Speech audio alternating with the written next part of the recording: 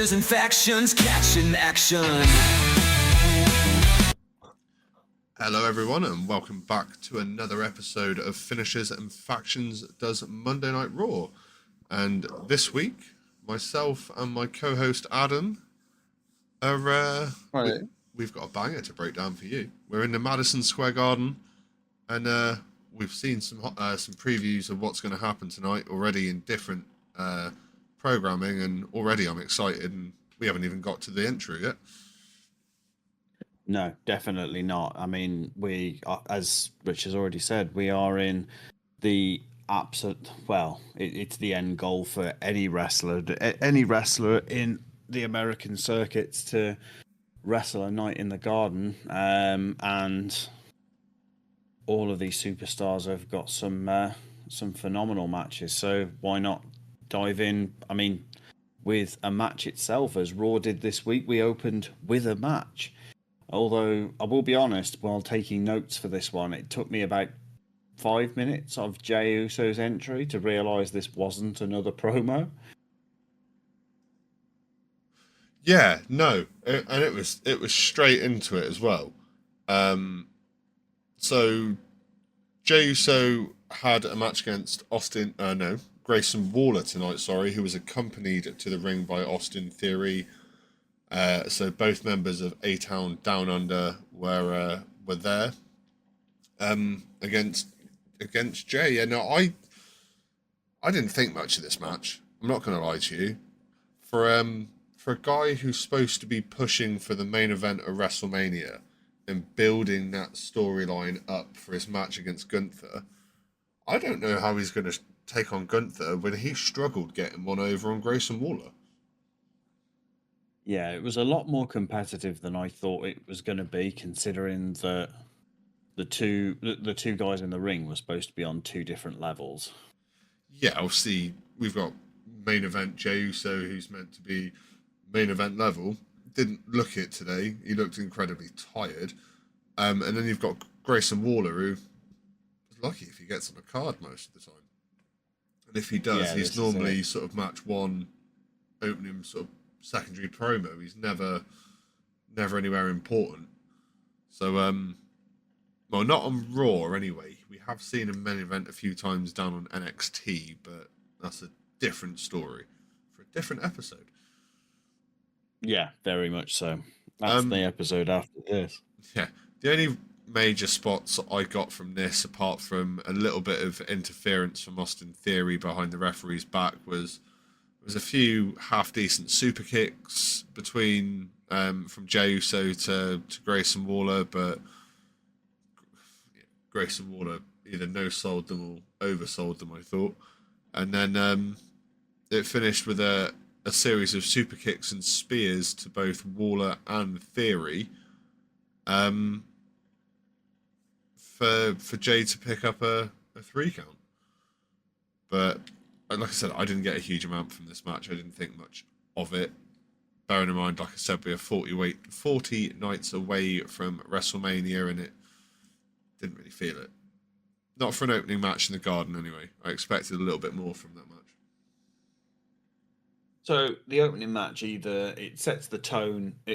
One way or another, it sets the tone for the rest of the night. You're either looking at the opening match being the standard set, and that is what you've got to beat, or you've got the opening match, and there's nowhere to go. There's nowhere to go but up from there. And yeah, I'm going to be honest. I've sort of fell on the side of it being the fact that it was nowhere to go from up. That I got a few different bits and pieces. Is that so we got some interference from Theory during and after the match. I'll admit there was a few really sort of well executed moves. At one point, Foot grab Jey on the Uso apron drops. was quite nice. Jey Uso drops Grayson Waller in a absolutely beautiful Samoan drop at one point. And Waller, I've seen Waller do this move before, not having an awful lot of chance to see any of his back catalogue of matches, where he dives in through the ropes and just goes straight into a flatliner. But during this match was probably the smoothest I've ever seen him do it. So credit given where credit's due on that one. 100%, 100% managed to get that sort of managed to get that down flat. And I mean Jey Uso does pop out of this with the win after an absolutely thunderous spear, pretty much splitting Grayson Waller in two. Not quite Bron And Breakker level spear, but it was still a pretty good spear. Oh, 100%. And then after the match, Theory jumps in, basically trying to get some revenge on Jey Uso, but I don't think anybody's ever told this couple of cross-eyed half-wits that they've that revenge is generally a dish best served cold, rather than just going straight in for it, because they both end up eating a couple of spears, and I believe Austin Theory ate a frog splash as well, which is never pleasant. But as always, where we see Jey Uso, we again got to see the ring general himself, Gunther, as he came in and snuck up behind Jey and locked in a sleeper hold, which officials did manage to break, but only after Jey had gone night-nights, or as close to night-nights as you could possibly be in a WWE ring without actually being night-nights. And this was the second week in a row that Gunther's managed to do exactly that, is put Jey Uso just solidly to sleep. Yeah, and we don't have many weeks left until Mania. So if they're going to start giving Jey a bit of a push where he needs to sort of like start fighting back, they need to start doing that now. Or we're not going to see a great match from Jey at WrestleMania, because I think they won't change their plans, but I think we'll get a poor match because the poor guy looks absolutely fucked. But it's the road to WrestleMania. He should have booked holiday and stuff in time to be able to do this, knowing what the push was going to be. Yeah, this is it. This would have been we've heard in sort of interviews with different storyline writers for WWE over the years, is that the rule is you're all, whatever point of the year that you're looking at, you're always looking forward to WrestleMania. How does this tie into WrestleMania? Because WrestleMania is the end goal. It's like the season finale essentially for WWE, with the Raw after Mania being the start of the new season. Which is, I think, probably a good way of how we're going to work this podcast as well. So we're going to finish up to WrestleMania with this being season 1, and then the Raw after WrestleMania will jump into season 2 up until the next WrestleMania. Yeah, so WrestleMania night 2 will be essentially the season it'll be the season finale for WWE, and it'll be the season finale for finishers and factions. But we won't have to wait long for season 2 to come out, because we'll be reviewing the Monday night after Monday Night Raw after WrestleMania. And I've got a feeling that's already gonna be a 2-3 parter. This is there's going to be a lot of stuff going on in that Raw after WrestleMania. Well, most likely, but we'll be there to cover all of it regardless. Yeah, like I say, a lot of stuff for that. There's a lot of stuff coming in this podcast episode as well, so we're going to jump through. The next section after the first match, we had a VT style thing, basically bigging up the Seth Rollins CM Punk cage match, which is the main event for this evening. And all I really got from it was a recap with Punk saying that if he had to live in his shadow, he'd hate himself too, which obviously these guys have had massive war of words and beatdowns and all sorts the last sort of, well, these guys have been picking on each other since Punk came back. So this cage match this evening is supposed to be the culmination of that. And this has turned into the new Elimination Chamber clip during their VTs. This one was used an awful lot. The recap or the build up to this cage match later on. We then got a 2K25 little promo that launches on Friday. So that launches the same day that SmackDown goes live, which is the 14th of March. I'm sure if you've pre-ordered it, you do end up with some early access. So the game is available. If you were to pre-order it now, for instance, you will be able to play it now. But general release puts it available. Puts the official game release on Friday. Yeah, so I'm going to look into picking my copy up on Friday, depending on the prices of them. But we digress from that into a I will tell you where we might be able to get it a little bit cheaper, because I've looked at it and there's a few places I can see. But regardless, we then go from there into a backstage promo for where. Do you know what? I didn't really see the point in this promo. I didn't see the point in it, but for the last few weeks, when American Alpha have been having their matches against Gunther, Jay's been going in to check on them to make sure that they've been all right. This time, American Alpha have come to check in on Jay and basically just say, look, we got you. It's cool. Like, it's all good. You'll be okay. Alpha Academy. Alpha Academy, yeah. Yeah. I don't know why I've got American Alpha.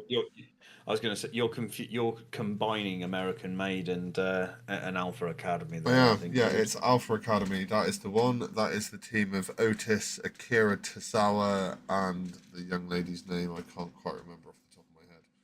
Maxine Dupree. That is the one. So we then went from that little segment, which, like we said, both seemed kind of pointless, and then into, well, probably one of the more pointless promos this evening. Logan Paul came out into the ring with a microphone in his hand, dressed up like a chav from the 1990s. He had that Stone Island tracksuit on and he was making himself look like a bit of a dick. I mean, when doesn't he do anything any different? I mean, Logan Paul this week reminded me of MC Devo. Do you want to buy a Bosch ticket, mate? Fair enough.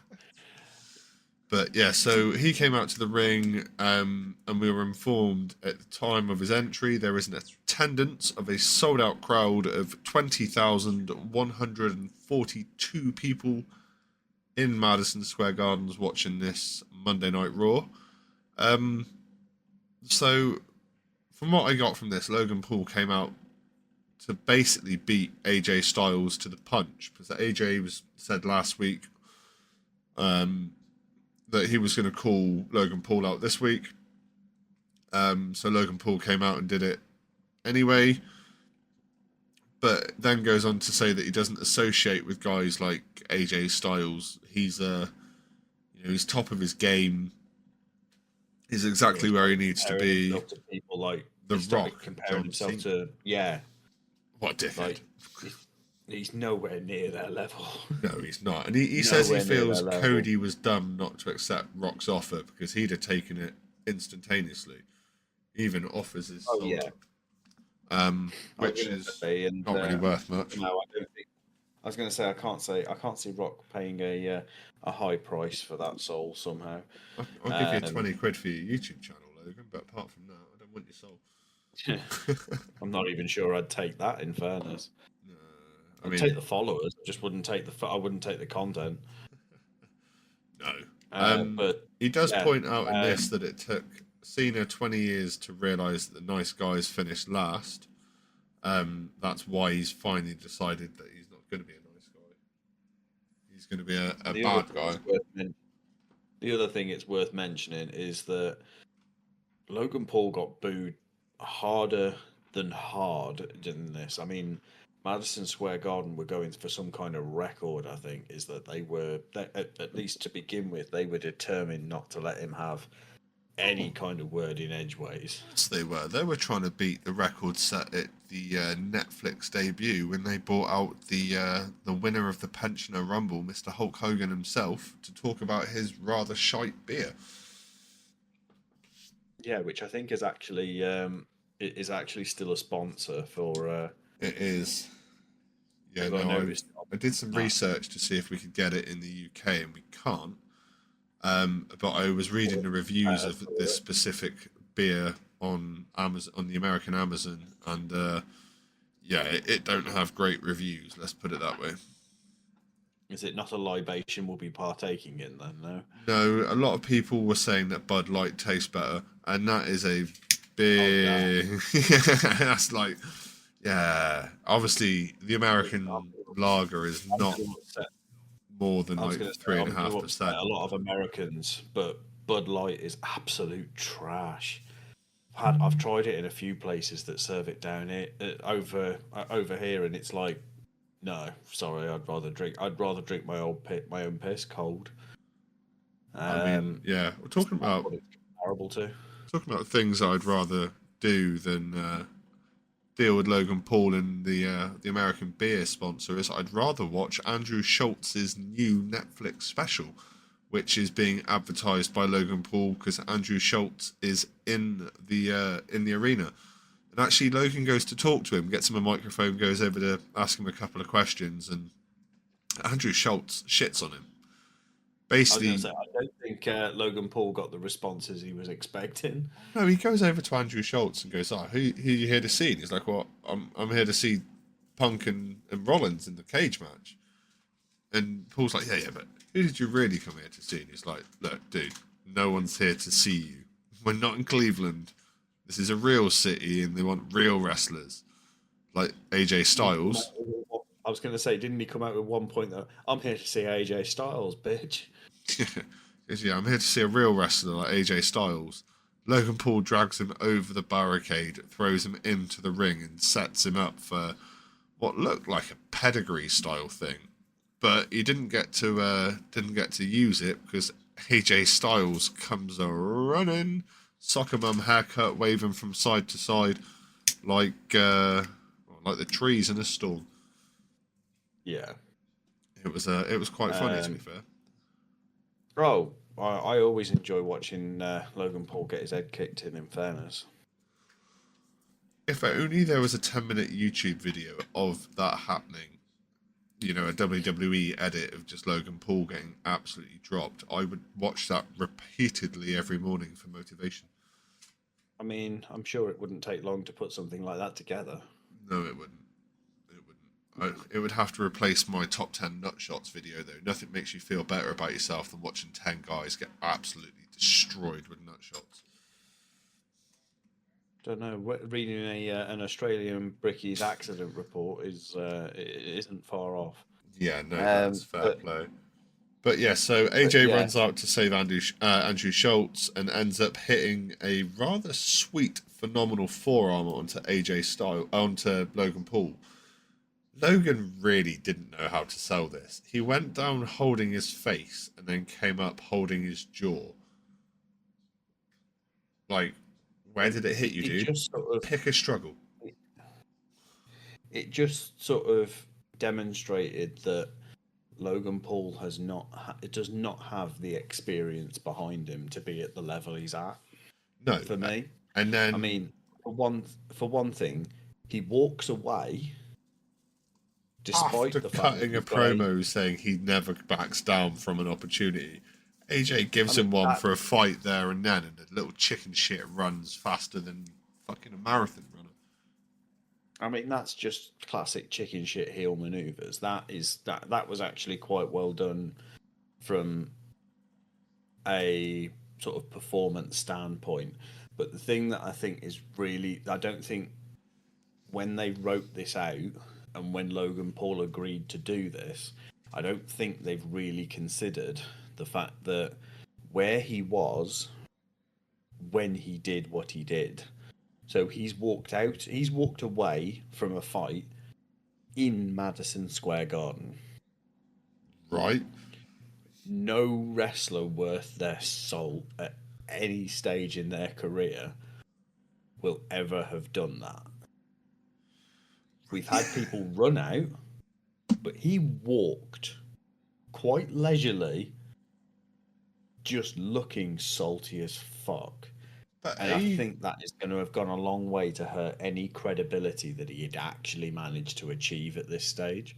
AJ helps that out as well by kind of pointing out that he's not done with Logan. He needs to get his ass in the ring as Logan's busy walking away with that smirk on his face. It's like, nah, AJ's looking for something, bro, and you could have had like you said, no wrestler turns down an opportunity to have a fight at the Garden.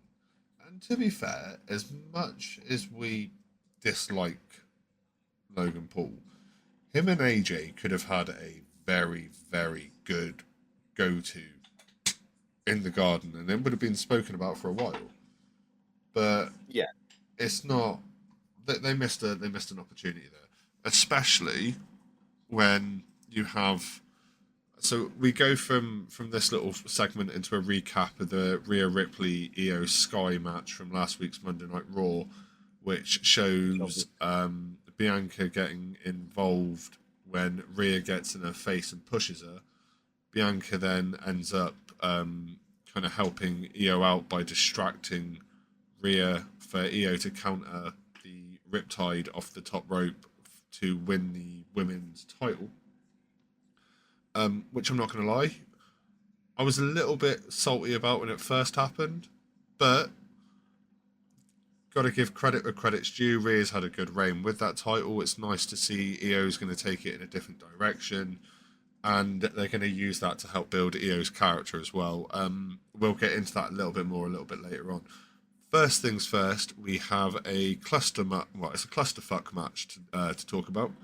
When I say it's a clusterfuck match, it was actually a tornado tag match, but for us to try and take notes was an absolute clusterfuck. We've got a few things to do before that, however. We do. So I think there's maybe a little bit of a hole in your notes here, my friend, because we've got a couple of VTs that went through, that were discussed before before the next match that you're talking about. So we had a VT promo which shows that Dana White, TKO are getting into boxing apparently. Yeah, see, I didn't. I made think note that of was this because I thought it might have been. I thought it might have been quite interesting. I've never been much of a boxing fan personally, but yeah, it shows that they're branching out into other combat sports, I suppose. I'm not a huge boxing fan, but if the lads invite me around for a beer to watch the boxing, you bet your fucking ass I'm going if I don't have work in the morning. Well, yeah, but I'm going more for the beer than I am the beer and the socialization than I am for the actual boxing. I go for the boxing and the socialization because I don't like getting too tanked up these days. It takes me too long to recover. Fair enough. I never really got that tanked up to begin with, so yeah. And I've never really suffered with hangover, so fuck you. The other VT that we had was of famous. So we've got as promotional material goes. This on this particular episode, they used a lot of famous cage matches from Madison Square Gardens. Yeah, it was like a history of Madison Square Gardens in promo segments. I really enjoyed it, to be fair. It was something new they'd done. I kind of thought, yeah, I like that. It was a slightly different way to promote the main event, rather than just showing us endless VTs of the dynamic between Seth Rollins and Punk, and showing us a VT about how you win a cage match and things like that. It just it made more sense to. So yeah, it's a case that on this particular one they show clips from the cage match from Madison Square Garden from 1975, which saw Bruno Sammartino defeat Ivan Koloff, and Bruno Sammartino should ring bells for pretty much every WWE fan, whether you're sort of casual, die-hard, new, old, anybody, as Bruno Sammartino is still the current record holder for the longest title reign, lasting 2,803 days, as he was WWF World Heavyweight Champion at the time, and that puts him at over 7 years consecutively with the same friggin' belt. We thought That the was from the Bloodline 17th of storyline. May. It was from the 17th of May 1963 to January 18th, 1971, which, I'm sorry, if you tried to do that at some point today, you'd be called unoriginal for having somebody hold the title that long. I mean, look how pissed off we got with Roman Reigns with how old he left, with how long he fucking held it. Was San Martino defending it more often, though? Because that would be more interesting. If he's defending it week in, week out, then fair play to him. If he's only defending it once every 6 months, then fuck him. So I think he was definitely defending it at least once a PLE, but sort of PLEs back in those days, but they were run very, very differently. Because this was back when we're talking sort of early days of Vince McMahon being in charge, and then sort of the late days of his dad being in charge. So that's the sort of era we're looking at. This was an era before that. So if I'm right, which I think I am, it's the era before we saw like stars like Hulk Hogan, Andre the Giant. Yeah. Bruno Sammartino was coming to the end of his career as they came in. So yeah, and Bruno Sammartino, I mean, I've happened to have a look. The famous finishing move he was famous for, bearing in mind that a lot of modern day wrestlers have got quite sort of flashy finishing moves. His was a bear hug. And I mean, Bruno Sammartino was a big guy. Yeah. Oh yeah, no, this guy was well, yeah, for all intent and purpose, he was a bear. He was an Italian American bear. But yeah, the only other thing that we get treated to is we see that Obafemi from NXT is in attendance in the audience as well. He has a match tomorrow night, which is just across the road from Madison Square Gardens. I think it's actually just a slightly different section of Madison Square Garden, because it's like, I don't know how Madison Square Garden is laid out, but I know that NXT is taking place at the theatre in Madison Square Garden, so I'm assuming that's like a smaller performance area possibly, but yeah, I'm not 100% certain. That is when we go into the clusterfuck match, which is, they call it a tornado tag match. The reason it's called that is because both competitors from both teams are entered into the ring at the same time. It's basically a 2-on-2 for all intent and purpose. It was a 2-on-2 that was very much there was a lot of singles action within this. Apart from the opening sequence, which saw LWO, so they were being represented today by Rey Mysterio and Dragon Lee, where New Day defeated the other two members of NWO last week. Their names I can't remember off the top of my head, though. We did see a really beautiful double bulldog by LWO onto the New Day, and they mirrored each other for the first couple of moves, and it was beautiful. It was a really nice little double bulldog, to be fair. Not a move we see a huge amount of these days. No, it's one of those sort of forgotten about moves, is that we possibly see it, but because it's something that's done as part of a sequence, we don't remember it. We remember the sequence, just not necessarily the individual movements. Yeah, and in fairness, having your face driven down into the mat with the full body weight of somebody being that driving force, it's gonna friggin' hurt. Well, yeah, but it's not gonna hurt as much as some of these Hurricane Ranas that Rey Mysterio and Dragon Lee were hitting, because some of those were ruthless. Like, for example, Dragon Lee Hurricane Rana Xavier Woods through a table on the outside of the ring that, ironically enough, New Day had set up after LWO had tried to take it out and New Day put it away, LWO finally managed to bring it out on a second attempt. New Day set it up on the outside, and then I think they got interrupted before they could use it. And then, yeah, eventually, like normally with tables, the people who set them up go through them. Yeah. The only thing I will correct you on that one, just to make it that little bit more impressive, is that it wasn't Dragon Lee that pulled off this Hurricane Rana, as he previously had managed to pull off a double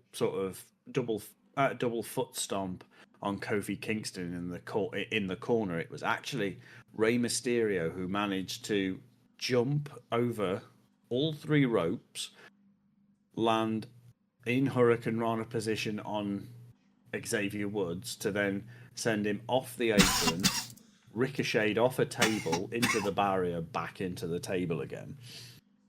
Yeah, that hit to the barrier was very much what's the word, collateral damage. He was supposed to have definitely landed through that table properly, but it wasn't. Oh yeah, 100%. He missed. He sort of missed his mark a little bit. Which we saw a little bit from Rhea later on a tee up for the 619, which left him. Well, Kofi tried to counter it with Trouble in Paradise, which again, we're seeing a lot of Kofi at the moment. We've not really seen a move change from him. You'd have thought with the repackages he's had over the last 10 years, they might have changed his finisher. But he tried that at Trouble in Paradise and he didn't quite get it. And Ray manages to drop him for a 2 count. I can't remember if it was a missile drop kick to the chest or a toe drag, but he managed to get him down onto the count for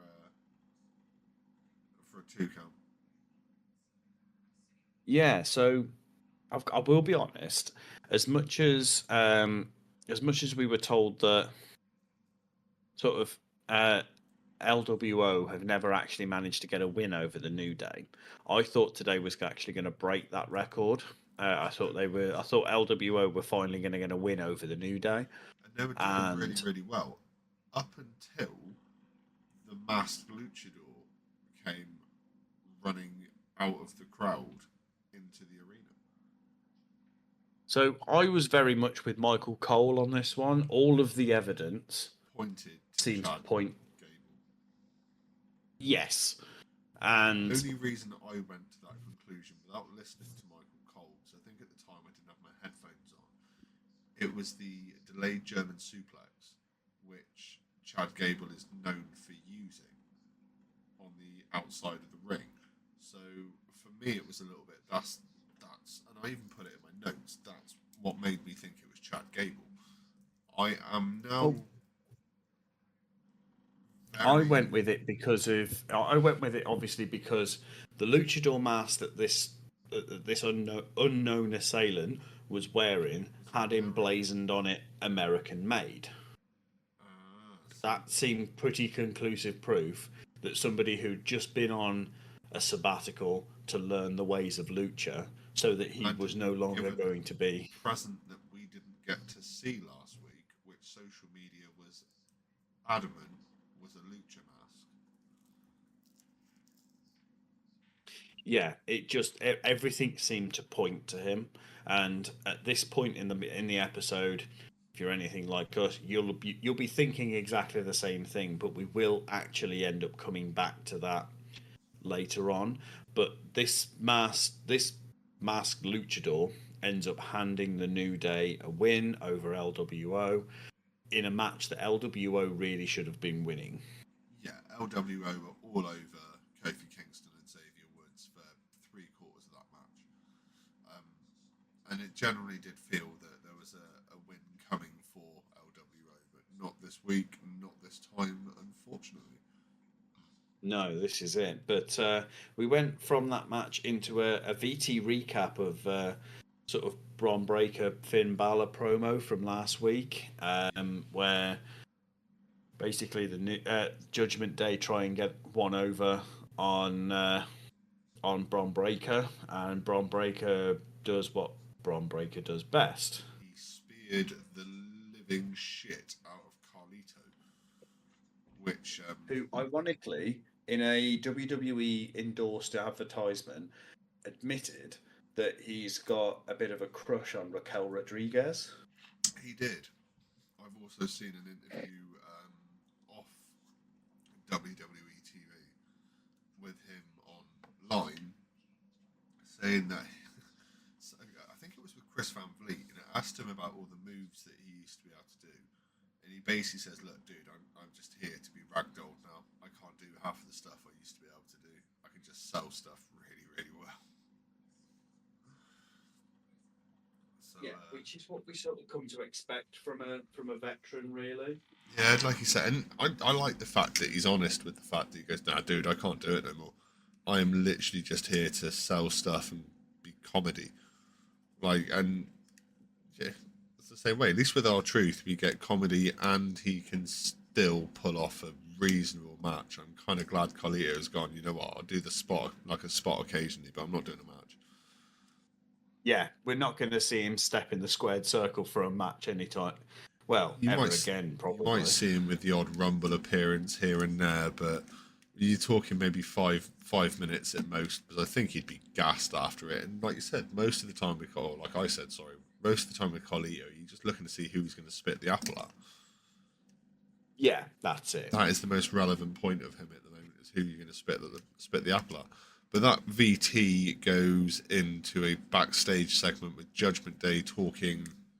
Well, I say Judgment Day. It's Finn Balor talking to someone off camera, which we were then shown is Dirty Dominic Mysterio about how Bron Breakker is. Not Dirty. He was talking to Carlito.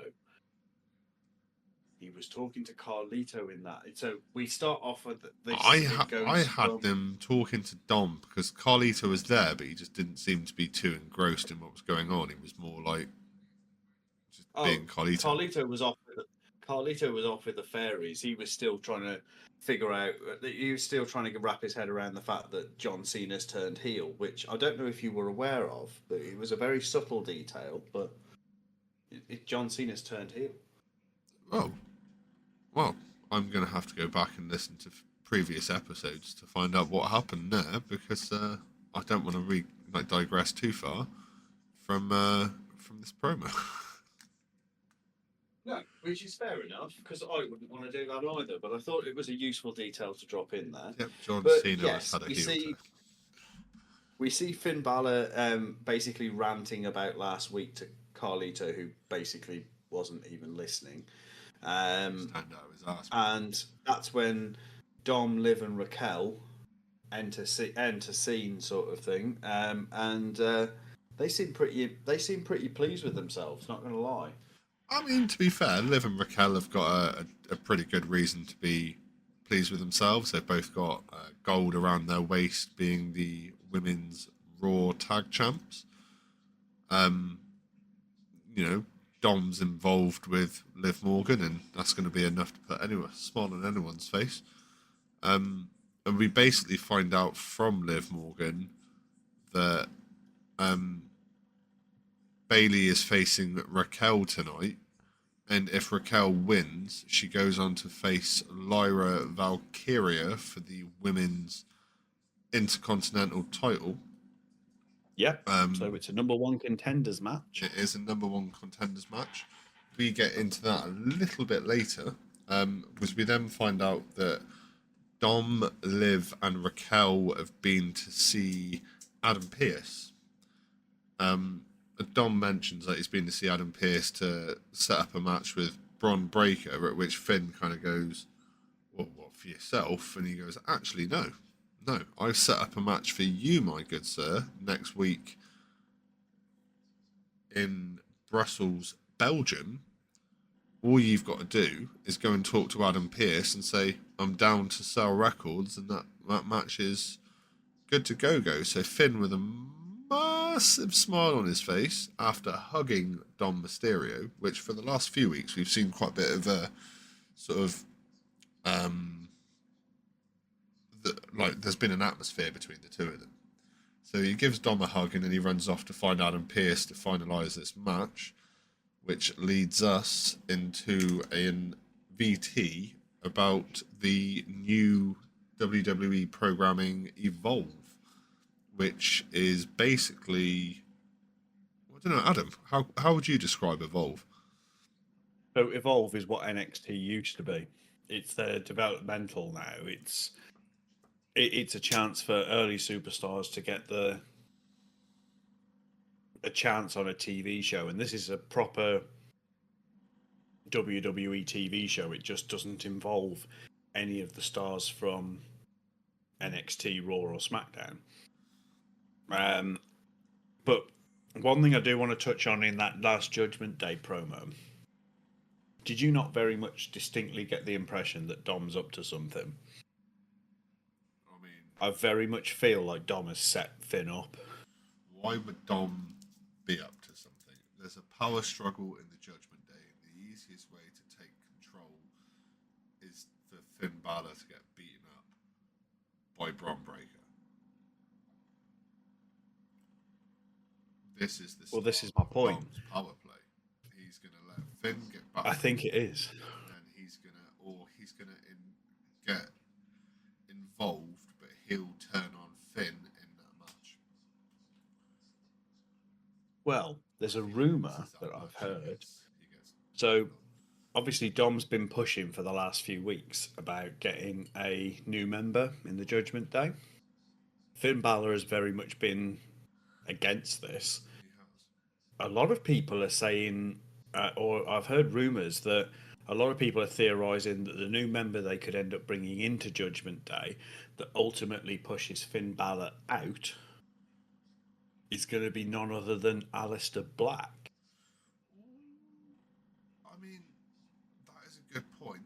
I had seen there was a cheeky little rumor that I'd seen that someone else was joining, but could be a potential, but I can't remember who it was off the top of my head. Well, I'm sure it'll come back to you. It probably will. I have seen today, though, on social media that Miro and CJ have decided to renew their wedding vows and take themselves back together. So it's been a very happy Rusev Day today.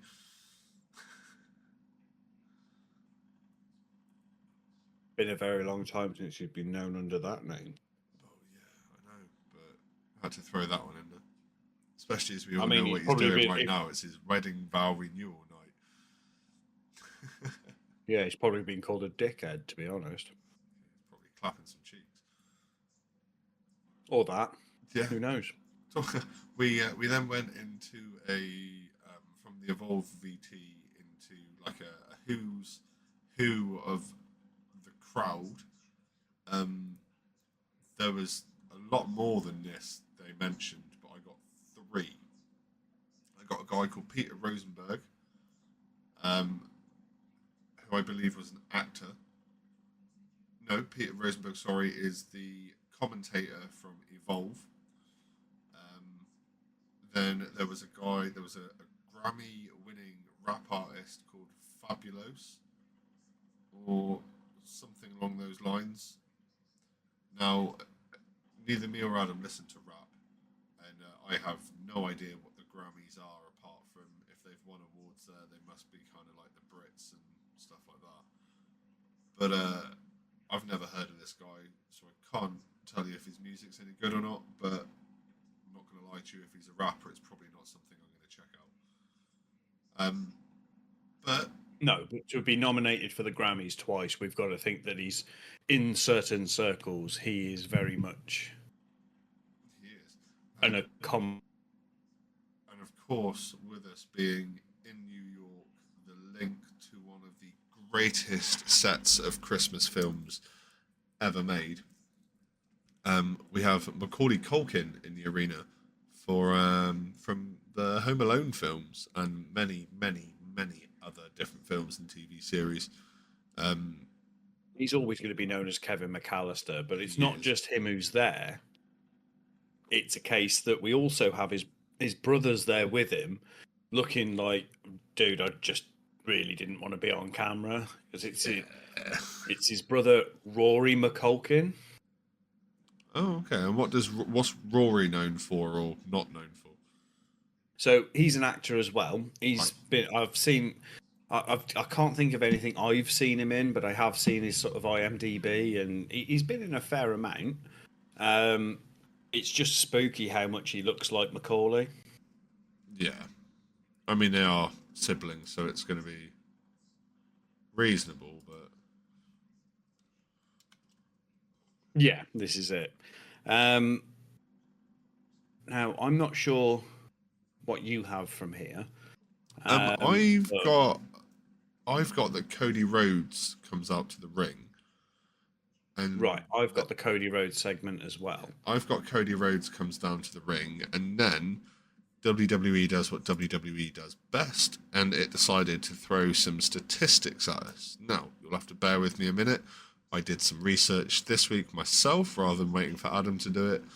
So, I've got to admit, I think I must have passed out. I do not remember seeing anything like this segment when I right, watched it so through it was a earlier today. tiny little box that came up on the screen while just Ah, after oh, Cody made his entrance. I had to pause it. It was there for about 15 seconds. Right, so we had Cody come into the ring. We then had a programming VT for the programs around WrestleMania. So the SmackDown, the NXT, and the Monday Night Raw. I think it's the NXT, the SmackDown, and then the Monday Night Raw after, like around WrestleMania. They were saying they're all in, I believe, all in Tampa Bay, Florida. But I could be so wrong this with was that. all in May, wasn't it? It's all sort of within Yeah. one weekend in May. Yeah, so then it went into, like I said, it flashed up a little box on the side of the screen about the history of wrestling in Madison Square Gardens. So we're going to take a little trip down wrestling's memory lane here and have a little conversation. So Madison Square Gardens has had 3 WrestleManias, 3 SummerSlams, 3 Survivor Series, and 2 Royal Rumbles. Now, the 3 WrestleManias were number one, which was main evented by Hulk Hogan, Rowdy Roddy Piper, and Paul Orndorff. WrestleMania 10's main event was Bret Hart beating Yokozuna for the WWF World Championship. And WrestleMania 20 had Triple H, Chris Benoit, and Shawn Michaels. This one was won by Chris Benoit, and it was the first time that a submission move had won a match at WrestleMania. But Rich, we don't hear a name like Chris Benoit I on meant WWE TV. we don't. That's why it wasn't advertised which ones they were. So we had to go and do our own research. Like I said, it's also hosted 3 SummerSlams. That was SummerSlam 1988, which was main evented by the Ultimate Warrior versus the Honky Tonk Man. SummerSlam Honky tonky 1990, man. SummerSlam 1991, where Hulk Hogan and the Ultimate Warrior beat the Triangle of Terror. For those of you who don't remember who the Triangle of Terror were, it was Sergeant Slaughter, General Adnan, and Colonel Mustafa. And then SummerSlam 1998 was main evented by Stone Cold Steve Austin and the Dead Man himself, where Stone Cold beat Undertaker to take the WWF Championship off him. Like I said, we also had 3 Survivor Series. We had Survivor Series 96, where Shawn Michaels lost the WWF Championship to Psycho Sid in the main event. We see Shawn Michaels 6 years later at Survivor Series as well.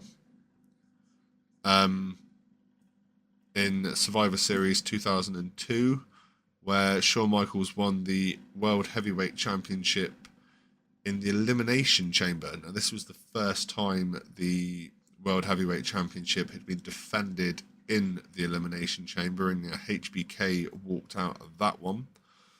And then Survivor Series 2011 was the final one, where this was Not 100% sure on this. My research was a little bit iffy on this one, but I believe this was where The Rock and John Cena, who was his WrestleMania opponent, teamed up to face The Miz and R-Truth for a victory.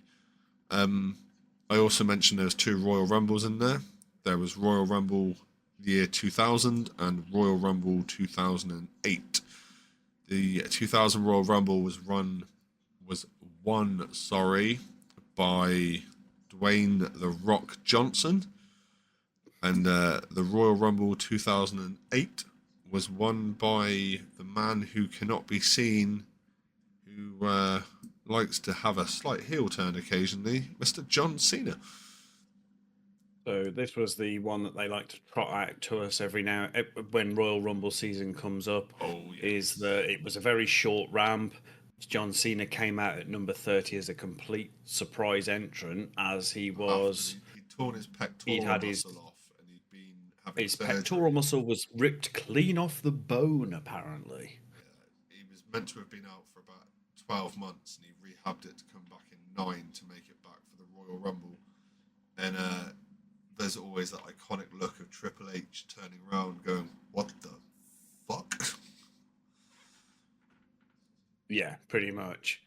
Yeah, so as I said, I didn't see this segment at all, so I did zero research in regards of it. I have no notes around it. Right. But that is a good thing, because my next section of notes is not as thick as your next section of notes will probably be.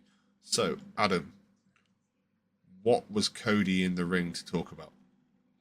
So after Cody Rhodes' insane pop and the fact that I've actually seen a little bit of social media backlash since this episode went out, is that Cody Rhodes is the heavyweight championship for SmackDown. What the fuck is he doing on Raw? And the honest answer is that as long as he's not on Raw consistently, it's a nice treat to have a champion from another promotion. But Cody Rhodes is out there talking about one thing and one thing only. And that's the man we can't see. The man on a farewell tour that isn't actually on the freaking tour. Well, because again, for now, so this is the second Monday night, so 2 weeks since we saw him at Elimination Chamber take his turn to the dark side. we are told a little see or hear from him in the promo that next week, when Monday Night Raw is in Brussels, Belgium, that both Cody Rhodes and John Cena will be there.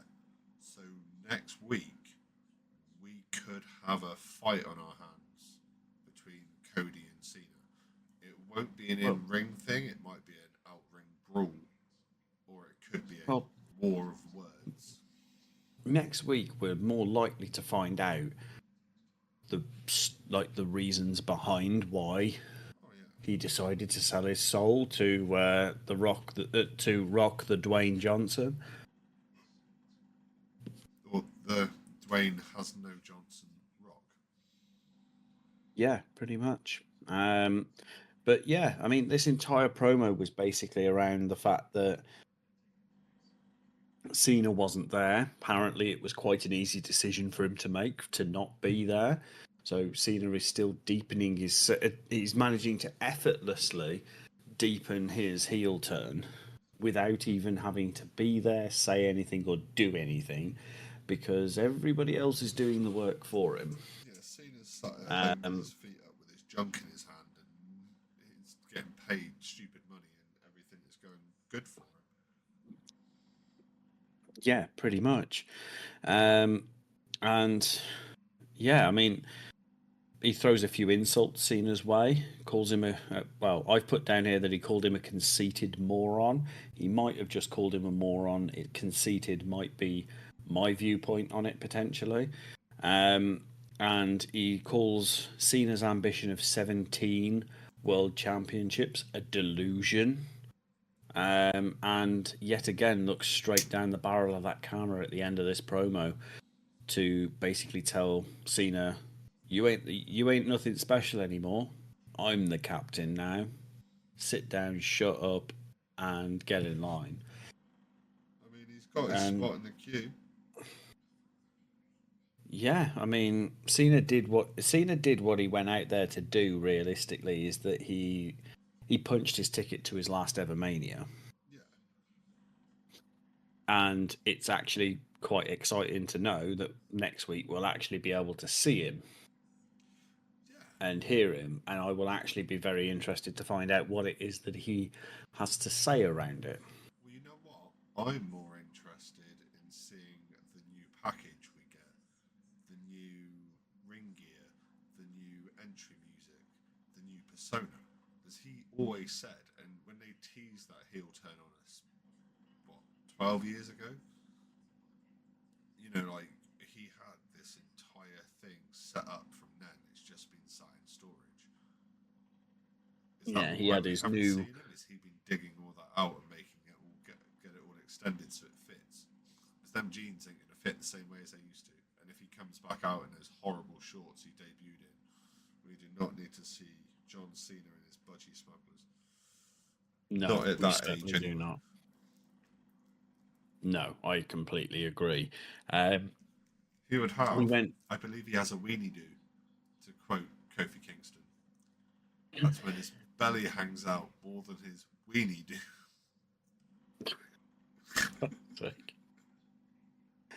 Oh, right, okay. Yeah, Michelle's got a so smile on her face from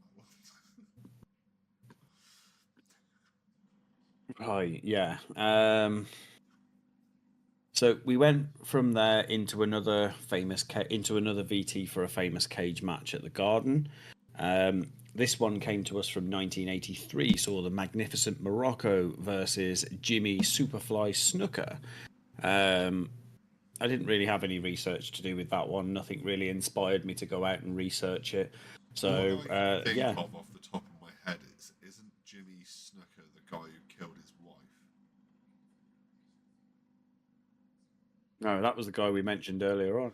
No, no, I'm pretty sure Jimmy got in trouble for something. Well, I know Jimmy's Past daughter was Tamina. was Tamina Snooker, who used to be a WWE superstar. I don't really remember what happened to her. I'm assuming she got cut at some point, but I don't really remember when. Not that it's important, but yeah. Um, Oh, he was but yeah, involved in the death of another person. Um, he'd had a match against Jose Estrada at a television taping. And then there'd been an injury to his girlfriend, which ended up with her dying due to undetermined craniocerebral injuries. It's basically a traumatic brain injury consistent with a moving head striking a stationary object. So yeah, he was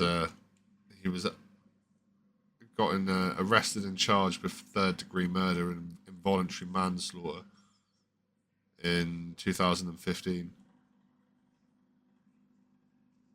And then he died in the August of 2015 as well from stomach cancer. So yeah, yes, I know about that one. Snooperfly was not as not as well behaved as we thought he was. No, but the same could be said for a lot of. Oh, to be fair, it doesn't matter if you're a professional wrestler, if you're an American football player, if you're a UFC fighter. There are so many of them that are currently incarcerated for doing stupid shit. I mean, Yeah, this there is is a it. UFC fighter currently imprisoned because he shot someone someone molested his child. He chased after the guy and shot the wrong person in the car. He shot the driver, which hadn't got out of the car, but if he'd have shot the other guy, they would have let him walk back to his house and get away with it. But now he's currently chained up, waiting for a attempted murder charge to go through a court system. Oh, right. Okay. I actually believe it might have been the one that was on WWE TV at one point. I mean, this is perfectly possible. Cain Velasquez. I'm sure That Cain name does Velasquez ring a was in bell. WWE at one point. It does ring a bell, but I forget where from. Anyway, we digress. Because the next thing that we are commenting on from here is match 3 on the card, which was a women's singles match. It's the number 1 contenders match. Yeah, this was the Bailey versus Raquel Rodriguez match, which was neither here nor there for me, to be fair. Yeah, I've got to admit it wasn't the strongest match I feel it could have been. I literally have put in here that Raquel dominated Bailey pretty much the entire match, Yeah, to the point where Bailey wasn't really allowed to get any momentum, any rhythm. It wasn't a very long match. It was actually. it felt like it was long. It felt like it was long, but it wasn't actually that long. Um, Apart from the obvious, that sort of actually was it obvious? Was Dom at ringside? I think he was, wasn't he? Dom was at ringside, although he's there in person. Although for the rest of the time during this episode that they reference back to this, they don't mention Dom at all. No, they don't. He was there as a. He was at ringside, but he didn't really play any part in this match at all. I've put down here that it was a very boring match. Yeah, With it wasn't. very little. There wasn't in the really way of any high back spots. and forth. There wasn't really much back and forth between the two It was a sides. squash There wasn't match. really a. Theoretically, that's what it felt like. Yeah, fair enough. Do you know what? I'm. And it's weird to see Bailey on the wrong side of a squash match as well. Like, I'm not quite sure if they're trying to improve Raquel Rodriguez's standing by giving her some big wins and a bit of confidence, or yeah, I don't know. Yeah, Bailey was a really it's weird choice. When I looked at it on paper, I thought Bailey was crapping all over Raquel and going off to face Lyra. As it's been a while since Bailey's held gold, so I thought that was the plan, was to stick a belt round her waist. yeah. That would have probably made more sense if I'm honest. Yeah, I mean, fair Um, play. Raquel Rodriguez won this match, earning herself the number 1 contender slot for Lyra Valkyria's Intercontinental Championship. Based on this match alone, Lyra's going to shit over her. yeah, that should be how it works. But they have been hinting, well, Liv Morgan's been hinting that she wants to see Raquel as a double title holder. Obviously, she currently holds the tag championships in Judgment Day with Liv Morgan. So Yeah, I don't really want to see the Intercontinental Championship on her either. I'm not going to lie. I find Raquel Rodriguez really boring. She has no solid storyline. I mean, it's a solid-ish. Like, she's not a main character even in her own story. She's been outshined by Liv Morgan in pretty much every tag match. She's getting a weird singles push that I really don't feel she deserves. But she looks awkward and clumsy and doesn't look yeah. There's just too. she's all power and there's nothing else to her. Yeah, definitely. She's definitely not all gas and all brakes. She's no gas and all brakes. Yeah, pretty much. Yeah, just not very inspiring. I mean, Raquel walks out of this with the win, and after a Tahana bomb, and the only reason I can see, I mean, I can't even say the only reason she won is due to the interference from Dom and Liv, because the way they booked the match, Dom and Liv didn't really need to do anything for her to win it. Bailey just rolled over and kind of went, I really can't be bothered to be here. Why are you doing Yeah, this felt like a bit of a cop out for Bailey. I'm not gonna lie.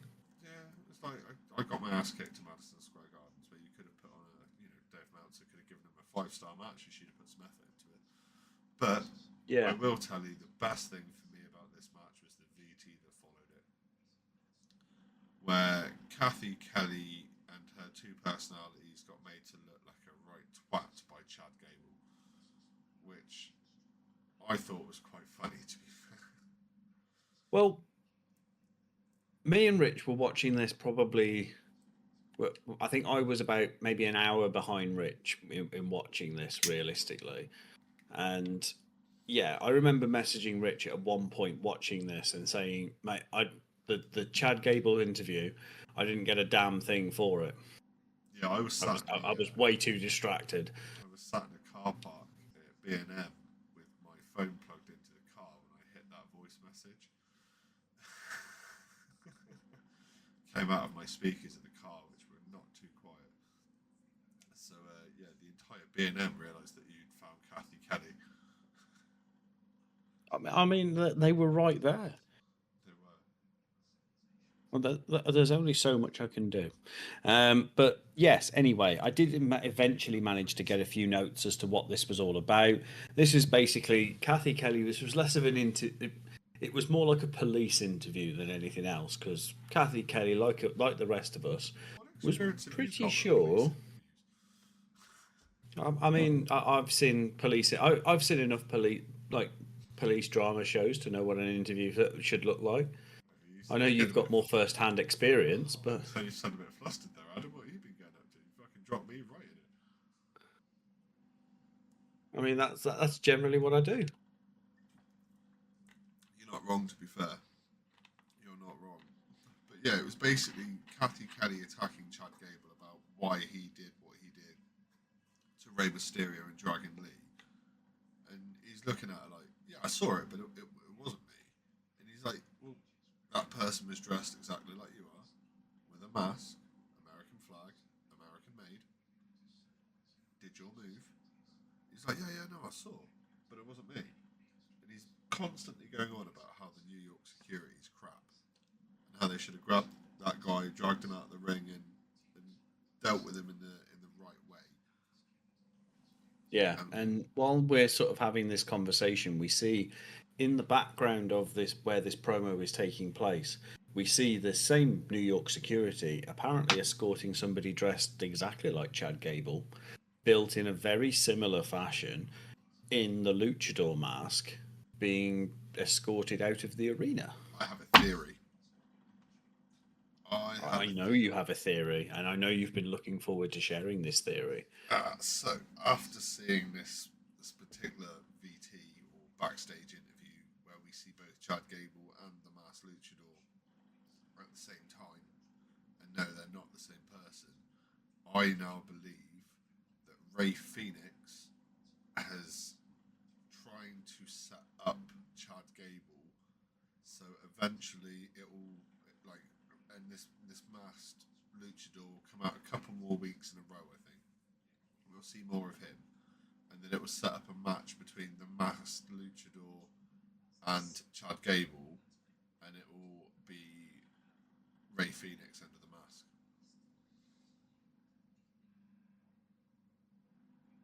I mean, it's certainly not a bad shout. I know it's not quite your Naomi did it, but I still can't believe you called that, you jammy prick.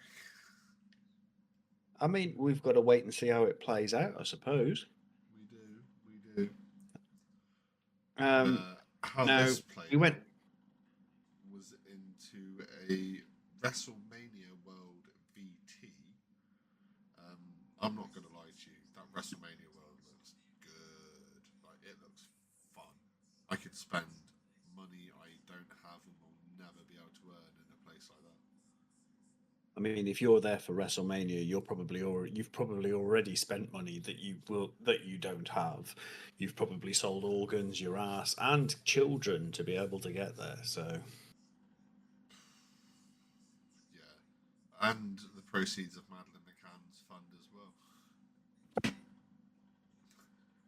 well, But yeah, I mean, I've got down here as well that they did a small promo for having The Rock as a playable character in 2K25. They gave away the. What the bonus code was for it? I did. It's Elite Rock.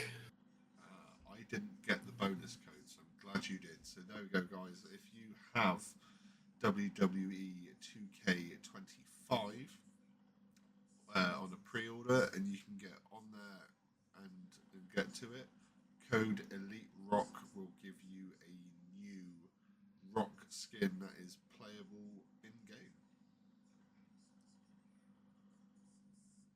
Yeah. So, but we went from there into another Madison Square Garden famous cage match, where this one was from 1988. And this one was Randy Savage versus Ted DiBiase Sr. This is I'm sure he was known as the $1 Million Man. I think he was. I'm just trying to work out at this point in 1988 how much of Columbia Macho Man sniffed his way through. Probably a majority of it, and that's point why in he his had to be career. helped to the ring. He had to be helped to the ring and from the ring by Miss Elizabeth. Yeah. She wasn't she wasn't an escort an escort to escort him to and from the ring. She was more like a carer at this point. Yeah, definitely. And yeah, it was quite an interesting little recap. I've quite enjoyed watching these little clips from it over the years because I'm not going to lie to you. Apart from like the big obvious names, I haven't watched a lot of the old stuff from like the WWF and previous. I remember watching bits as kids, but I wouldn't be able to remember it now. So seeing bits like that has actually refreshed some memories and shown me some new bits that I didn't know. So it's definitely been an Well, enjoyable one. all of the famous cage matches that they've come up with so far were before both your and my time, mate. So we wouldn't have seen any of it unless we'd been back and watched it. Now, some of it I was aware of through other podcasts that I listened to, such as one of my favourites, Grillin' JR. Yeah, He goes back and reviews a lot of old episodes of Raw, SmackDown, even goes back into the territory days because that's as far back as JR's career goes. So yeah, I'm aware of some of these matches and have heard them broken down on other podcasts and things like that. So yeah, it's a bit of an odd one really, but yeah, I've enjoyed the fact that they've used this as a way to promote the cage match that comes later on because yeah, it's different.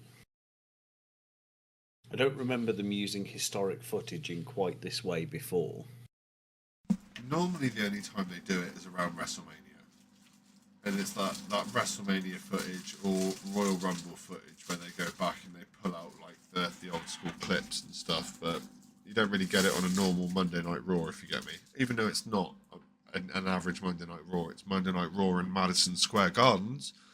It's completely different. It's like a PLE without it being a PLE, I suppose. Yeah, this is it. But yeah, it's always a good one. This next little segment was probably one of my favourite non-match segments of the night, and I don't even know why.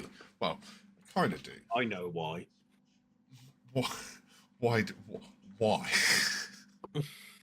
So we'll get into it, and I'm pretty sure you may well find that you may well find that you figure it out as we go. So yeah, this match is it's not even a match. It's It's a promo an between in-ring Io Sky and Michael Cole. Yes, it is, and it's all about Io Sky having won the Women's World Championship last week from Rhea Ripley, which yeah, not the not I can't even say it was and not a clean win, because it 100% was. It just, yeah, it wasn't how we would have expected Rhea to No, lose the title, so to speak, maybe. But yeah, we covered all that last week in Io last week's Sky was not episode. on my bingo card for title holders this week. No, and getting her out to do a promo in, I've said this before. I appreciate obviously the superstars come from all over the world, and obviously not everybody all over the world speaks fluent English, which is fine. However, if you're going to come onto a show that is performed in English, I would prefer it personally if you had a basic command of the language, which isn't always the case when it comes to certain performers.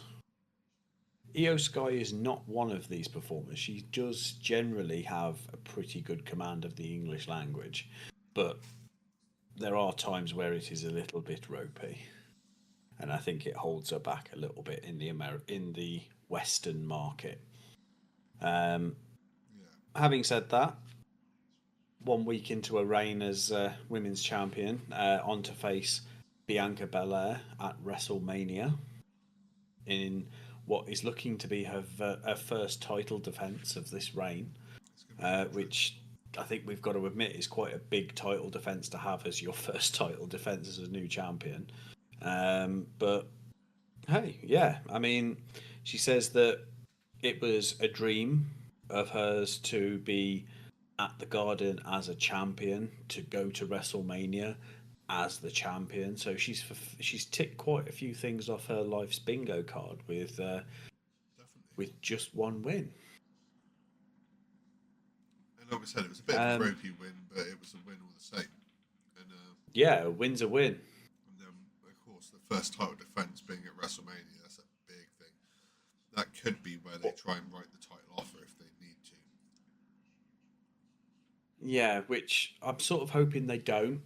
Not for any other reason other than what I've said in the last few weeks is that regular title changes have a tendency to devalue the title itself, and it's the last thing you want to do when you're talking about the big belt. Yeah. Do it with the little belt, and you can recover from that. But if you're doing title changes in short spaces of time with the big belt, it's not going to go down the way you think it will. Well, but then if you keep Um, it too long between title defenses on the big belt, it goes the Roman Reigns way of things, and it becomes boring. yeah. But Cole doesn't stop there because he also brings Bianca Belair out. He does, Um, and in fairness, the exchange between Bianca and Io Sky is very friendly. right? It should be. Yeah, I mean, Bianca it's very helped friendly. It's Io very get that title. respectful.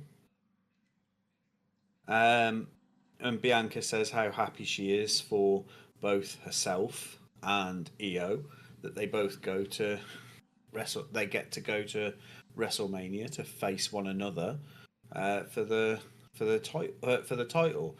And as she addresses obviously being at ringside last week, we have another set of music hit, and Rhea this is where we Ripley's see. music decides to come in. Yeah, this is it.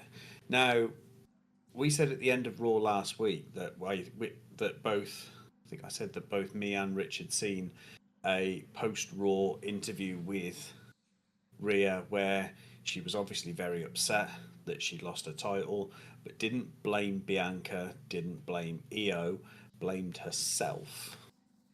Yeah. Now, this isn't the first time that we've seen Rhea do something like this in the past, but she um, she came out with a completely different frame of mind. She She was was no pissed. longer blaming herself. She came And out before this happened, like a I woman was on a going to say mission. before. She was pissed. Oh, 100%. Before this, sort of Cole questioned Bianca Belair about if she wasn't out at ringside last week, do you think you might have been facing Rhea Ripley instead? And that was sort of the trigger point for it, as Bianca Belair was like, don't really think my presence outside in the ring had any influence on anything realistically. But yeah, Mummy took issue with that and actually Can't really comes blame out her, to to be tell. No, this is it. And she sort of comes out to basically tell Bianca, pretty sure you probably should have been sorting your own shit before getting involved in mine. fair. Bianca didn't take Obviously, that. referring to the Naomi Jade Cargill debacle, sort of issue that's been circling around recently. The I did it for the Rock issue. Yeah, I did it for Bianca. Doesn't quite have the same ring. I did it for WrestleMania. Yeah, so we went from there to we went from there and sort of Bianca. Well, both Bianca and Rhea they started kind of getting into it. They're getting quite verbal towards each other. Io was trying to get Io. a word in, and Rhea stuck her hand square in her face and pushed her away. And then when Io comes back and tries to get another word in edgeways, Bianca does it to her. And then Yeah, when she gets which back, I mean, she was pissed when she got back up. She started I screaming mean, at a lot of things in Japanese. I think anybody would be. It's a case that you're going to be pissed off. I mean, being left out of any situation is bad enough, but when you're, for want of a better way of putting it, the most important person in the room Right? and you're being ignored, that's never really going to go down very well. No, it certainly is not. And yeah, essentially, while Bianca is in Rhea's face about saying that I think Rhea's misdirecting her anger, that it's probably more to do with the fact that Rhea can't get the job done against Io, and Rhea implies that all Bianca does is hide behind people, which, do you know, I couldn't She's not disagree wrong. with her on that. Yeah, It's a case that I could very much see what she was getting at with that one. But yeah, eventually Io gets Io manages to get her word in edgeways and manages to land quite impressive slaps on both Rhea and Bianca that send them both flying. So for she such went a, off on a hissy fit and ran off. What I is it with mean, people leaving the ring in Madison Square Gardens like a bitch these days? I can perfectly understand not wanting to be around either of them when they've just straight up. It's not even that they've ignored you; they've 100% just disrespected you. Yeah, but one slap was not enough to warrant. There could have been an ass kicking going on there. Oh, and I completely agree with that. Um, but at the same time, you've got to understand both of the women in the ring were former world champions. One of them was a world champion up until a week ago. Yeah, If you're then going to stay in the ring for a fight between the two between the two of them, you're in a 2-on-1 situation that you're not going to win. So I think in this case, yeah. Io made the smart choice and removed herself from the situation. Get the fuck out was probably the better option. To be fair, thinking about it. Yeah, this difference between her and Logan Paul. Logan Paul walked away from a one-on-one fight, which he at least had some potential chance of winning. But Not a huge Io, chance, but no, some. not a huge chance. But yeah, Io Sky had relatively no chance of winning that 2-on-1 bout if she was going to turn that into a fight. And honestly, I don't think she was there for a fight. She was there to try and celebrate her win. She was there to have her moment in the sun, and it just didn't go the way she wanted it to, basically. No, And that sort of ended that we then went to the main event of the evening. Well, Now, we didn't get there quite yet. We oh had right, a VT about the stuff that we were going to see when we go to Brussels next week for Monday Night Raw in Belgium. So there is a couple of matches already on the card for there's four matches on that card that have been announced so far. One of them is a no holds barred match between Penta and Ludwig Kaiser. We see Jey Uso take on Austin Theory. actually, while we mentioned Ludwig Kaiser, during one of the promos earlier in the night, he's seen talking to Dom Mysterio. Now, I don't know if it's a detail that I've just picked up on that they just picked two random superstars to stand in a hallway having a conversation. They might have just But been having a normal conversation anyway. It might just be completely irrelevant. it could have been, but it's worth making a mention of. It is. Anyway, so yeah, we've got Penta and Ludwig Kaiser have got a match. Jey Uso is against Austin Theory. We see Dakota Kai take on Ivy Nile after Ivy Nile's been sticking her nose up in Dakota Kai's business recently. And then we have the Intercontinental title on the line because it is confirmed that Bron Breakker will be facing Finn Balor in Belgium for that title. And then we go into Seth Rollins making his entry into the steel cage for our main event of the evening. Yeah, so I'm not Which gonna lie, I wasn't quite sure what to make of this match. there were some aspects to it I enjoyed watching. There were some aspects to it I didn't enjoy. And there were some aspects to it that were like, really? Why did you put that bit So, in there? so we very much had both superstars in the ring. Both superstars were in the ring, and this was a proper cage match.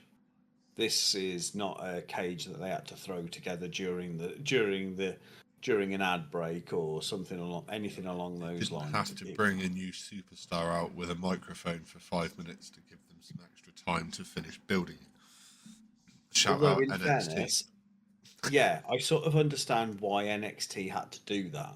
Now, all night that cage has been suspended above the ring on Raw. Yes.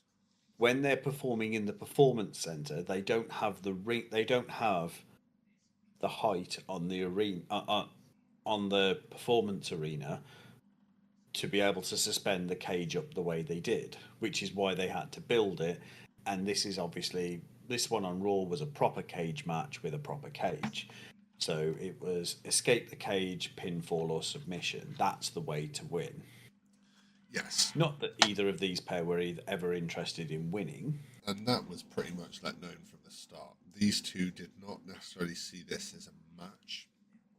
To these two, this was an opportunity that no one could get to them and they could be absolute living fuck out of each other and do whatever they wanted to each other. Because obviously, with it being a steel cage match, it's no DQ. Yeah. So anything goes inside that steel cage. The only thing is you can't get underneath to the side of the ring to be able to get any weapons out to use within that steel cage. But you do have a steel cage, which itself is a weapon. Yeah, of course it is. So that's the main difference between a steel cage and a Hell in a Cell match. Hell in a Cell, the cell is put down around the ring area, whereas the cage encompasses the ring itself. It keeps all of the action in ring. And Michael Cole actually came up with an interesting statistic during this, which he said the last televised cage match was in 2015 and Seth Rollins was involved. Now, I did some further research and found out that this was actually an Extreme Rules pay-per-view back in 2015, where Seth Rollins was the current heavyweight champion at the time, defending his title against Randy Orton, which he managed to do successfully. Is that I the then one with also the curb stomp RKO, or was that WrestleMania? that was a WrestleMania. I also did some further research because apparently the cage match idea really sort of geeked me out a little bit. Kiss So and twitched. yeah, pretty much. So CM Punk has had, not including this one, three televised WWE steel cage matches, and has only lost one. So that was back in 2008 to Chris Jericho. Right. And Punk has never actually had a steel cage match on pay per view for WWE either. So it's a pretty rare match type for something that's quite a simple concept, really. Um, and I even went as far. So this gives, based on his win rate, it gives CM Punk a 66.666 recurring percent win rate in steel cage matches in his WWE career. Yes. Seth Rollins, on the other hand, has had 7 WWE career televised cage matches and has won 5 of them. Now, he's had 2 at pay per view and only won 1 at pay per view and won 5 on regular televised TV shows. We can lose Um, to a pay per view. yeah, so he's. I mean, this isn't even a pay per view. We've got to remember this is an episode of Monday Night Raw. Oh yeah, So of course. it's a case that. Um, so sort of. He, the we're looking at a non-title televised steel cage match, which by that metric, Rollins is undefeated. He's never been defeated in a televised non-title cage match. Ah, but there is another statistic that the commentary team threw at us, and CM Punk is undefeated in Madison Square Gardens. He is 4-0 in MSG. So you've got two different streaks there. That one of them is ending at the end of this match. Yeah, but not necessarily ending the way you think it will. No, but before we get to the ending, I've got some hot spots. Got some little bits that I picked out that I thought were quite big moments. Apart from the multiple amount of go to sleeps that Seth Rollins ate over the course of this match, he ate 4 GTSs over the course of this match, which is absolutely insane because I think I'd eat the first one and I'd be asleep for a month. But he ate 4 of these. So they went off into the start of this match pretty fucking hard, and the reason is they've got so much hatred between the two of them. But Punk has had the upper hand. He won in their match on the debut of Netflix.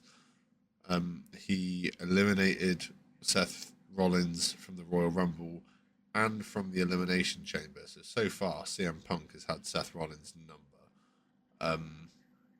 And we just had an absolute slugfest to start off with. They just trading absolute bombs in the middle of the ring to the point where even Yeah. commentary were like, well, maybe Dana White might want to use some of these guys for their TKO's new boxing program. Yeah, this is why I don't think I enjoyed this match as much as I thought I was going to. It weren't a match as such. It was very much a fight between the two of them. They basically just went, You have a "You match, guys there's wanna rules brawl?" of engagement. Yeah. No, they basically just went, there's a cage, right? You're locked in. You can't hurt anyone else. Go at it. Do what you got to do. Don't worry about escaping or running out the door or pinning or submitting. Just go in there and beat fuck out of each other. Get this off your chest. Deal with it. Yeah, very much so. And they went out of their way to try and do pretty much as much damage as they could possibly do. I mean, Seth Rollins at one point superplexes Well, right. So at one point, Seth Rollins and CM Punk are on top of the steel cage, and they're trading bombs up there to the point where Punk hits Rollins, and Rollins falls into the ring, but catches onto the top of the cage as he falls. So he's just hanging, and then he manages to get himself onto the corner turnbuckle to be able to superplex CM Punk off the top of the cage onto them. Once that superplex hit, you knew Punk was fucked. Like he was just lying there holding his back. It's just kind of like, I'm gonna say you've got to think that that is a that was 30 feet that he fell from on that superplex onto what is theoretically a bit 2x4 that you've probably found in a park and kicked and it's kind of broken in half. yeah. This is my point: is that it's a very long way to fall. You're not gonna. I wouldn't jump down face first, let alone doing it backwards onto my back, not my feet. Yeah, nah, fuck that. These guys have got some balls. Oh, They 100%. talking about balls though. I mean, to get into a ring and use your opponent's finisher on them is a big sign of disrespect, right? And all we saw for a lot towards the end of this match was Punk and Rollins trading curb stomps and GTSs, and well, Rollins even hit a super stomp at one point from the second rope. Like, I don't know. Punk must know how to recover from these stomps better than anything else because he ate loads of them and he just kept going and going. Not as much as we know we would have done 10 years ago, but he still went. Oh, 100%. And went really rather well, in fact. He's definitely done some work on his cardio because he lasted longer than most matches that Punk's in. He lasted longer than that. Yeah, very, very much so. Um, it was the ending to this match that I really sort of didn't see coming. No. So up to this point, both superstars have hit sort of they've taken as much as they've given out. They are very evenly contested between the two of them. Yeah, so they spent a lot of time lying around on the floor, sort of like after big moves, just absolutely bollocks. They're done. But neither of them want to quit, and neither of them want to win to make the other one like get an opportunity. If you get me. Yeah, it's a case that we they were both of them were pretty much gassed at this point. Yeah, definitely. Seth Rollins had already taken three, maybe four GTSs. Yeah, I counted three. I'm not sure if I'm right. yeah. I think I got. And Well, there was three at this point, and then there was one a little bit later. I think. basically, they'd both taken like a lot of punishment at this point. They were completely gassed. They'd got no. They neither of them had really got anything sort of left in the tank. I don't think I would Um, at this point, to be fair. no, definitely not. And we see sort of. I think Rollins was sort of setting up, trying to set up for another stomp, trying to see if he could finish off, sort of CM Punk that way, if I remember correctly. And he's over by the cage door in the corner, waiting for CM Punk to sort of get into position, basically. And then we notice a volume change in the amount of crowd noise. Oh yeah, that crowd went fucking nuts. Oh, they popped 100%. Now, We I didn't get to wasn't see entirely why un I until wasn't entirely unsurprised by what happened next, as we basically see Seth Rollins is pretty much snatched out of the ring, oh yeah, which there was no holding basically back. hands him a win. So for But all he didn't want technicalities. that win, did he?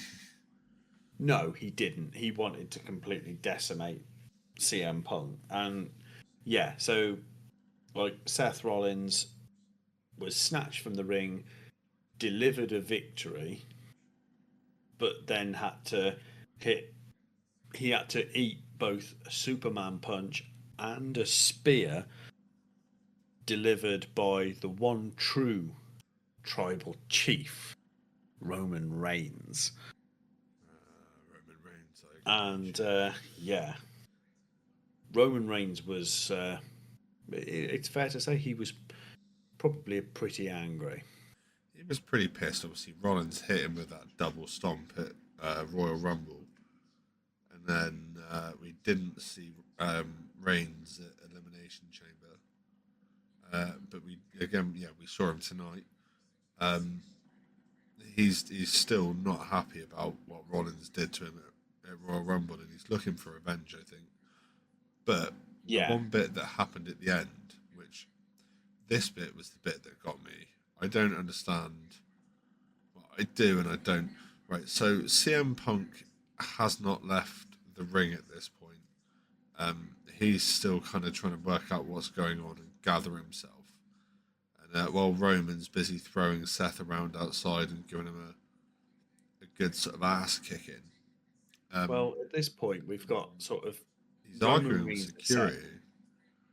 We'll say Roman Reigns has set Seth Rollins up on the steel steps, basically looking to do exactly what Seth Rollins had done to Roman Reigns Yep. back to him at Royal Rumble, which was basically stomp his face into the ring steps. And it's only because Adam Pearce came out with a handful of basically Cronies. execs and referees to basically save Seth Rollins from having to eat all of his meals through a straw. Um, and it's only at that point that sort of the camera pans round at this stage, so that we can see CM Punk being almost nursed in the ring Yeah, by back to his feet by Paul Heyman. the wise man. And this pisses Roman off something chronic. Roman looked like he was in the process of leaving up until he saw this. And this Yeah, sent so the tribal chief a little bit crazy. yeah, Roman Reigns showed a very sort of jealous side to him. He did. So Roman pushed Adam Pearce into security to the left of the ring and then ran round to the right into the ring through the steel cage. Grabbed Punk and threw him into one side of the ring, into the one side of the cage. Grabbed him again and launched him into the opposite side. And then as Punk was reeling from that, he got drilled by a meaty spear. And Punk didn't move after that. And not long after that, the episode faded to black as well. So No, this is it, and it's yeah. I mean that sort of very much takes us to the end of Monday Night Raw for this week. well, it's taken me to the end of my notes. Yeah, I you've am sort of going to say that I think out of all the bits and pieces tonight that we've had, the best match for me was probably the tornado tag. no the tornado tag was too much for a clusterfuck to make notes on, but it was a damn good match. But I think in general, as much as I said I did not say this earlier off podcast, but I think rereading through the notes and going back through it, I think the better match of the night has probably just been the Jey Uso match, which was probably not the greatest of matches anyway. So, Yeah, I would disagree. I would 100% go with the tornado tag. okay. I agree with you on the sense that from a podcaster's perspective, when you're trying to make notes on it, complete clusterfuck. You're looking at it as a fan, just watching. very enjoyable match to watch. Oh yeah, definitely. Yeah, no, I could probably agree with you there. And yeah, I mean, like we had the Raquel Rodriguez Bailey match, which we agreed was sort of a squash match, even if it wasn't, and not even a squash match the way we would have expected it to be. Bailey got squashed. Um, And like it we wasn't by had, Nia Jax. yeah, we and like yeah, pretty much only had like 5 matches in this entire card. Um, one of them was obviously the Jey Uso match at the beginning, which for me just felt a bit lackluster. We had The the main LWO event. match. We had the main event, which again, I just feel like I don't think it was a bad match. I just don't think they should have hyped it as much as they did. No, no, Not for definitely not. what, not for the product that they put out. I'm not saying in any way, shape, or form that this was like Seth Rollins and CM Punk's worst night of work, because it certainly wasn't. They put on a really good match. I just think that it was overbuilt. I would fully agree with that. They built it up too much, and the match didn't have the legs to live up to the hype.